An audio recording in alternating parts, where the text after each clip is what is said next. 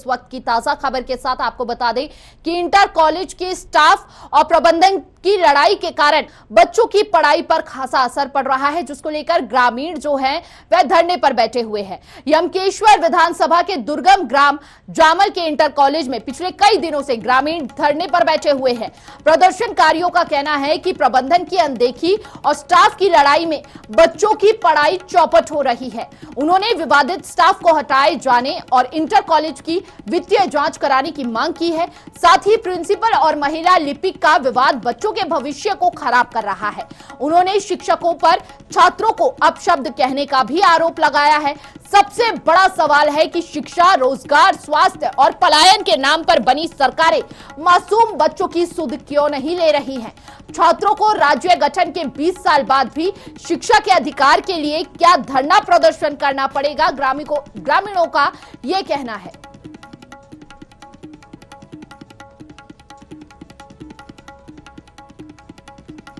और ऐसे में बच्चों का इस पूरे मामले को लेकर पढ़ाई पर खासा असर पड़ रहा है। पहले से ही कोरोना और लॉकडाउन के कारण बच्चों की पढ़ाई काफी बाधित हो चुकी है, भविष्य उनका काफी खराब हो रहा है और जिसको लेकर अब जिस तरह से इंटर कॉलेज में लड़ाई चल रही है प्रबंधक और स्टाफ के बीच में, उसको देखते हुए अब बच्चों की पढ़ाई पर खासा असर पड़ रहा है, जिसको लेकर ग्रामीण साफ तौर पर सरकार पर निशाना साध रहे हैं और उनका कहना है कि शिक्षकों पर छात्रों को अपशब्द कहने का भी आरोप लगाया है। सबसे बड़ा सवाल है कि शिक्षा, रोजगार, स्वास्थ्य और पलायन के नाम पर बनी सरकारें मासूम बच्चों की सुध क्यों नहीं ले रही है? जब सरकार लगातार शिक्षा को लेकर तमाम दावे करती है, तो ऐसे में अब जो स्थिति बनी हुई है इस इंटर कॉलेज की, उसमें क्यों सरकार कोई एक्शन लेती हुई, कोई कदम उठाती हुई नजर नहीं आ रही है? लंबे समय से छात्रों की पढ़ाई बाधित हो रही है और अब जो स्थिति इंटर कॉलेज की बनी हुई है, इसको देखते हुए छात्रों की पढ़ाई पर और ज्यादा असर पड़ रहा है। छात्रों को राज्य गठन के 20 साल बाद भी शिक्षा के अधिकार के लिए क्या धरना प्रदर्शन करना पड़ेगा? यह तो सरकार को खुद सोचना चाहिए। इतने बड़े तमाम सवाल जो है सीधे तौर पर ग्रामीण सरकार पर उठा रहे हैं। ग्रामीणों का कहना है कि सरकारें स्वास्थ्य, शिक्षा पर तमाम दावे करती है, तमाम वादे करती है, लेकिन अब जो वहां की स्थिति बनी हुई है, ऐसे में सरकार पर ही तमाम सवाल खड़े हो रहे हैं।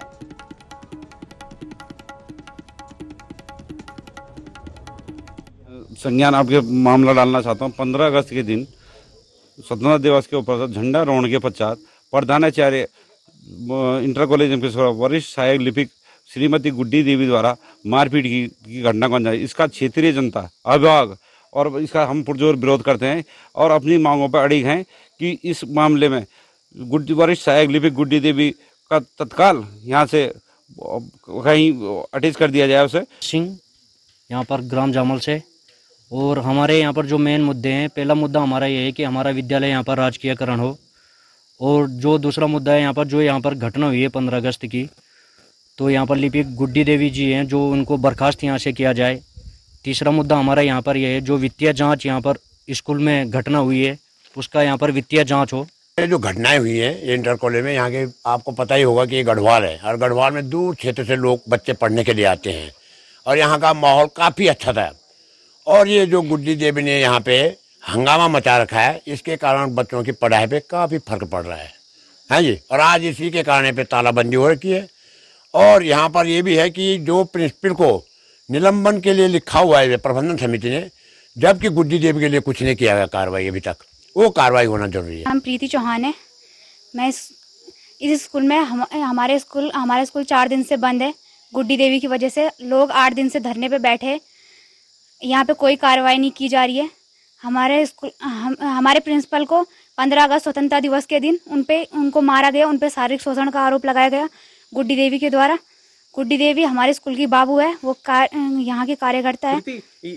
बच्चों के दिमाग पे क्या असर होगा? ये मार पिटाई कर रहे हैं स्कूल में आके, इसका असर यही तो होगा। बच्चे क्या सीखेंगे कि मार पिटाई करनी है, लड़ाई झगड़ा करना है स्कूल में।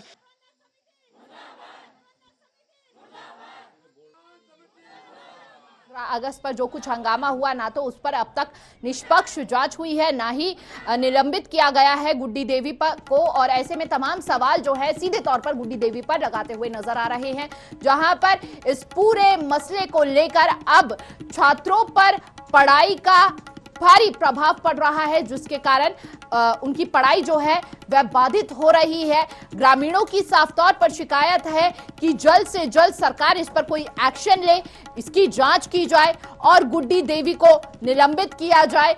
प्रिंसिपल और गुड्डी देवी के बीच 15 अगस्त को एक घटनाक्रम हुआ था, लड़ाई झगड़े को लेकर, जहां पर गुड्डी देवी ने तमाम सवाल जो है वह प्रिंसिपल पर खड़े किए थे।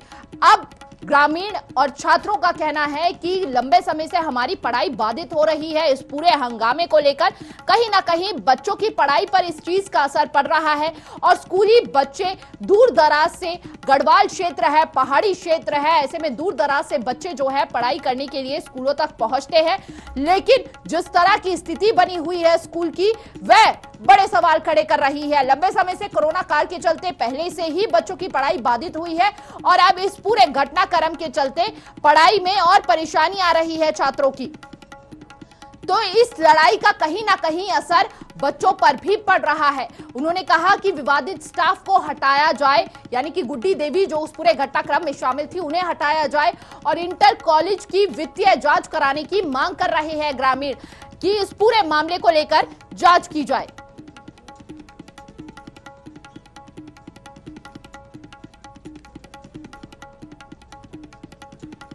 और ज्यादा जानकारी के लिए हमारे साथ संवाददाता राहुल जुड़ चुके हैं ऋषिकेश से। राहुल, देखिए जो स्थिति बनी हुई है, ऐसे में कहीं ना कहीं बच्चों की पढ़ाई पर खासा असर पड़ रहा है। पहले से ही लॉकडाउन के कारण, कोरोना के कारण पढ़ाई बाधित हुई है और अब इस तरह की घटना, और लगातार ग्रामीण जो है वह निष्पक्ष जांच की मांग कर रहे हैं, तो अब तक इतनी लेट लतीफी क्यों इस पूरे मामले में? हाँ देखिए हिमानी, जिस तरह से उत्तराखंड में कोई सा भी डिपार्टमेंट हो, वहाँ पर राजनीति बहुत ज्यादा हावी है, चाहे शिक्षा विभाग हो या अन्य कोई विभाग हो, राजनीति बहुत ज्यादा हावी है। पहले ही करीब 1.5 साल से सारे स्कूल्स बंद थे, स्कूल बड़े बामुश्किल सरकार के आदेश के बाद खुले हैं। अब जिस तरह से प्रबंधन और स्टाफ आपस की लड़ाई में, प्रबंधन इनकी तरफ ध्यान नहीं दे रहा है क्योंकि शासकीय मान्यता प्राप्त, क्योंकि सरकार से सैलरी रिलीज होती है इस स्कूल इंटरमीडिएट कॉलेज की, तो कहीं ना कहीं इन सब की लड़ाई और राजनीति के बीच में बच्चों का भविष्य खराब हो रहा है। अभिभावक खुद बैठ गए हैं धरने पर कि जल्द से जल्द इस मामले की निष्पक्ष जांच हो और बच्चों के लिए पढ़ाई सुचारू हो। तो कहीं ना कहीं बहुत दूर है, मतलब 500 बच्चे छात्र छात्राएं यहाँ पर पढ़ते हैं, बहुत सुदूर क्षेत्र है। टीवी 100 पहली बार यमकेश्वर के सुदूर जामल गांव में पहुंचा है। वहां पर ना इनके विधायक आ रहे हैं, ना शिक्षा मंत्री आ रहे हैं, ना शिक्षा विभाग के अधिकारी आ रहे हैं इनकी बात सुनने के लिए। तो कहीं ना कहीं बच्चों को ये लग रहा है कि हमारा भविष्य गर्त में जा रहा है। पहले जैसे मैंने बताया 1.5 साल से पढ़ाई बिल्कुल बाधित थी, बंद थी, अब बड़ी मुश्किल से शुरू हुई है, तो अब उन बच्चों को इस राजनीति का सामना करना पड़ रहा है। जी हिमानी जी, देखिए 15 अगस्त को राहुल एक घटनाक्रम हुआ जिसके लेकर प्रिंसिपल को स्कूल से तो हटा दिया गया है, लेकिन अब ग्रामीण गुड्डी देवी पर भी तमाम सवाल खड़े कर रहे हैं। इसके पीछे का क्या कारण है और अब तक इस पूरे मामले की जांच क्यों नहीं हुई है और गुड्डी देवी पर भी कोई एक्शन क्यों नहीं लिया गया है? क्यों ग्रामीण और छात्र जो है गुड्डी देवी पर इल्जाम लगा रहे हैं? देखिए हिमानी, जिस तरह से काफी पिछले वर्षों से गुड्डी देवी नामक की एक वरिष्ठ लिपिक वहां पर कार्य करती थी जी। उसने अब यहाँ पर नए प्रिंसिपल आए पिछले 1 साल से, तो उन्होंने वित्तीय जांच के बात करी और कहा कि जो पैसा आता है फीस के माध्यम से या सरकार के माध्यम से, उसका वो दुरुपयोग नहीं होने देंगे। शायद इसी चीज को लेके बाकी स्टाफ या जो लोग अनियमितता या भ्रष्टाचार में लिप्त थे उनको वो अखर गए। तो इस तरह के आरोप लगाए गए और प्रिंसिपल की निलंबन की संस्तुति कर दी गई। लेकिन अगर जब तक जांच हो रही, चाहे दोषी कोई भी हो, जब तक जांच हो रही है, तो जो भी आरोपी थे या जिन्होंने आरोप लगाया, जिन पर आरोप लगा है, उन दोनों का निलंबन या उन्हें कहीं अटैच कर दिया जाना चाहिए था। लेकिन सिर्फ प्रबंधन द्वारा सिर्फ प्रिंसिपल पे ही कार्रवाई की गई है। जो गुड्डी देवी हैं उन पर कार्रवाई नहीं की गई है। और वो जैसे यहाँ के छात्र बता रहे हैं, ग्रामीण बता रहे हैं, वो कहते हैं कि ग्रामीण सीधे साधे हैं कि आपने जो करना है कर लो, आप मेरा कुछ नहीं कर सकते। जैसे बच्चों ने बताया, हमें बाइट दी, कहा कि टीचर्स कहते हैं कि तुम्हारे बाप दादा बाहर बैठे प्रदर्शन कर रहे हैं, हिम्मत है तो बाहर आके दो दो हाथ कर लो। तो एक शिक्षक को इस तरह की बातें करना कहाँ तक ठीक है, ये बहुत बड़ी बात है, इसकी भी जांच होनी चाहिए। देखिए, शिक्षकों पर छात्रों को अपशब्द कहने का तो आरोप लगा ही है, लेकिन अब क्या आगे की पढ़ाई कैसे सुचारू रूप से चालू हो पाएगी? देखिए, शिक्षा विभाग के जो ब्लॉक शिक्षा अधिकारी हैं, उनसे हमारी बात हुई, वो भी सिर्फ जांच की बात कर रहे हैं, बच्चों की पढ़ाई की बात नहीं कर रहे हैं। प्रबंधन कमेटी से हमने बात करने की कोशिश करी, उनके फोन स्विच ऑफ आए, और हमने स्थानीय विधायक से ही फोन करा, उन्होंने भी जांच की बात करी। सबसे पहले ये चाहिए कि इन सब लोगों को, अधिकारियों को, जनप्रतिनिधियों को, नेताओं को बच्चों की पढ़ाई सुचारू करनी चाहिए। उसके बाद जांच तो होती रहेगी, क्योंकि बड़ी मुश्किल से पढ़ाई शुरू हुई है। और इतनी करीब, आप विश्वास नहीं करेंगे, 10-10 किलोमीटर दूर से बच्चे पैदल चल के पढ़ने के लिए आते हैं, रोज वहाँ ड्रेस पहन के बाहर बैठते हैं और अपने घर चले जाते हैं। तो इतना पैदल चल के आने वाले बच्चे, क्या असर होगा उन पे, क्या उनका न केवल बच्चों की शिक्षा पर, बच्चों पर भी बुरा प्रभाव पड़ रहा है इस पूरे घटनाक्रम को लेकर। बहुत बहुत शुक्रिया राहुल आपका तमाम जानकारी के लिए। देखिए, लगातार शिक्षक जो है अपशब्द कहते हुए नजर आ रहे हैं बच्चों पर। मानसिक तनाव के साथ शिक्षा पर भी प्रभाव पड़ रहा है। ग्रामीण लगातार मांग कर रहे हैं कि स्कूल में जांच की जाए और इस पूरे मामले को शांत कराया जाए, निष्पक्ष जांच निकले और ऐसे में बच्चों की जो पढ़ाई है वह सुचारू रूप से एक बार फिर से चालू हो सके, यह लगातार ग्रामीण मांग कर रहे हैं। लेकिन शिक्षकों का रुख जो है ग्रामीणों की प्रदर्शन को लेकर, वह अच्छा नहीं देखने को मिल रहा है। छात्रों का आरोप है कि शिक्षक उनसे अपशब्द कहते हैं, उनके परिजन जो हैं धरने पर बैठे हैं, उन्हें लेकर शिक्षक काफी नाराज नजर आ रहे हैं। और ऐसे में स्कूली प्रशासन की बात की जाए तो अब राजनीति देखने को मिल रही है स्कूल में, जिसके चलते सीधे तौर पर शिक्षा पर, बच्चों की पढ़ाई पर असर पड़ रहा है।